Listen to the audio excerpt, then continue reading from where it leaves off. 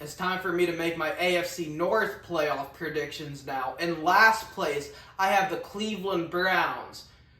This is a team, if all the talent lives up to their potential, can make a deep playoff run and potentially make a push to win the division.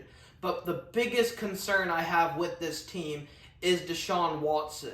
And the reason why I'm concerned is because if I was injured and I needed to go to a doctor, would I go to a doctor that was out of practice for 2 years? Or would I go to a doctor that completed a surgery last week? I would go to a doctor that completed the surgery last week. Deshaun Watson sat out of the NFL for a season because he didn't want to play for the Houston Texans.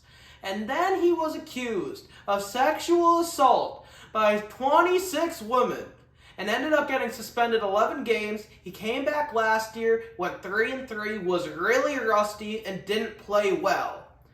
If the Deshaun Watson we saw in Houston comes to form, Cleveland can play around. But I think that version of Deshaun Watson is a memory.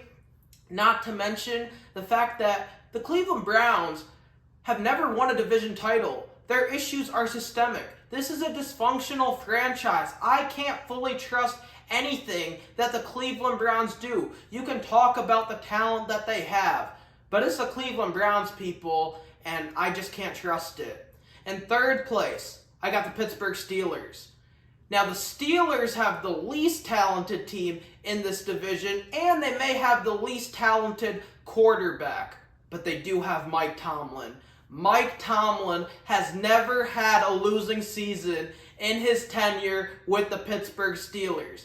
Even when Big Ben, AB, Le'Veon were either banged up or decided to leave, he was able to win 8 games with Devlin Duck Hodges and Mason Rudolph as his quarterbacks after starting the season 0-3. This past year, they started 2-6.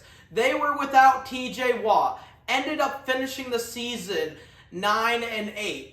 2 years ago, with a washed-up Big Ben, they went 9-7-1 and made the playoffs. Tomlin just doesn't lose. And when I look at the grand scheme of things, TJ Watt was out last season.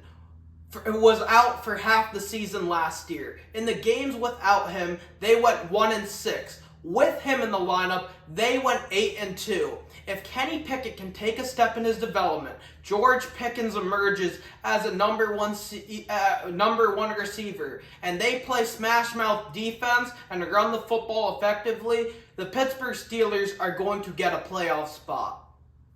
In second place, I got the Baltimore Ravens. This is a team that is being slept on in the AFC. Last year, with Tyler Huntley under center, they gave the Cincinnati Bengals everything they could possibly handle and even more. Now Lamar Jackson has got a contract. Now Lamar Jackson has weapons. OBJ and Zay Flowers. I still believe in Odell Beckham Jr. as an elite talent, and I believe Lamar has more than enough to finally put the pieces together and go on a deep playoff run. But I can't pick them above the team I have number 1. And in first place for the 3rd consecutive season, I got the Cincinnati Bengals. Joe Burrow is the truth. He has 3 weapons on the outside, and Chase, Higgins, and Tyler Boyd that make up the best receiver room in the NFL. He's had a terrible offensive line these last 2 years, and somehow, some way, has found a way to take this team to a Super Bowl and an AFC title game. Not to mention the fact that they may have the best overall defense in the AFC.